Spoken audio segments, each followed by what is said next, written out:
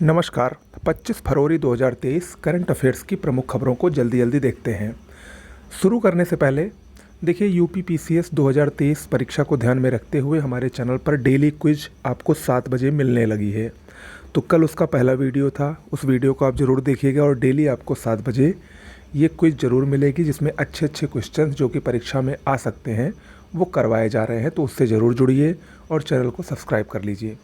शुरुआत करते हैं। अजय बंगा ये विश्व बैंक के नए अध्यक्ष होंगे। अमेरिका ने नामित किया है इनको अपनी तरफ से।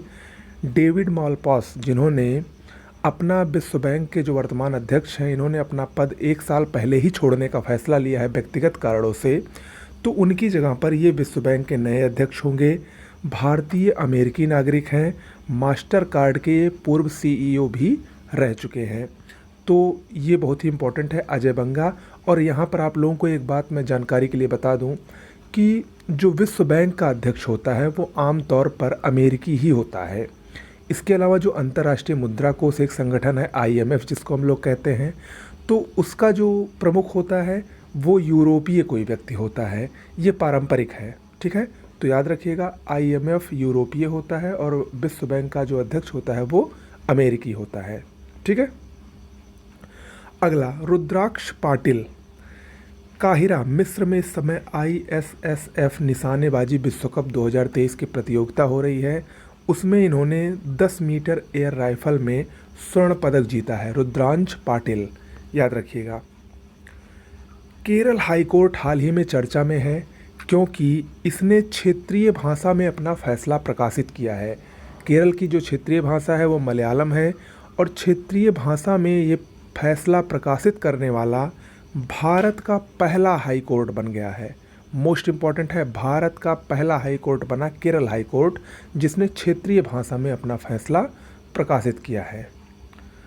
अगली एक पुस्तक है जो कि काफ़ी चर्चा में है। इसका आज जो भाजपा भारतीय जनता पार्टी के राष्ट्रीय अध्यक्ष हैं JP नड्डा जी ने इस पुस्तक का विमोचन किया।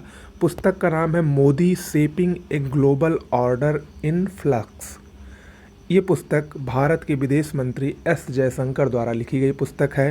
प्रधानमंत्री मोदी के ऊपर ये पुस्तक लिखी गई है और उसमें मोदी जी के सत्ता में आने से क्या परिवर्तन हुए, क्या बदलाव हुए, विदेश नीति में क्या बदलाव हुए, इन सब की जानकारी इस पुस्तक में दी गई है, ठीक है। तो ये पुस्तक याद रखिएगा, विदेश मंत्री S जयशंकर द्वारा लिखित है। तमिलनाडु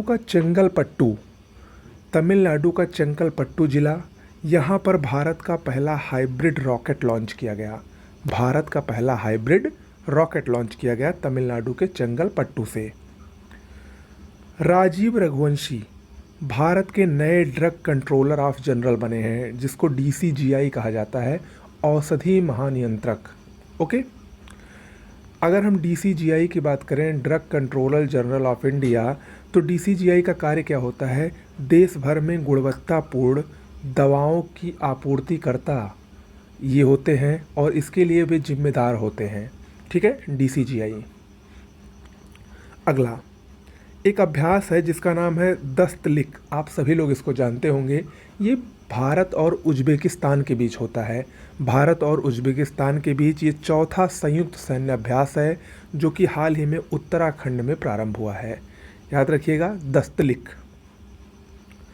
कनक रेले, हाल ही में इनका निधन हुआ। ये एक क्लासिकल डांसर थी, शास्त्रीय नृत्यांगना थी, जो कि मुख्य रूप से मोहिनीअट्टम, जो कि केरल का शास्त्रीय नृत्य है, उसके लिए प्रसिद्ध थी। और ये वर्तमान में मोहिनीअट्टम की भारत में नंबर 1 नृत्यांगना मानी जाती थी।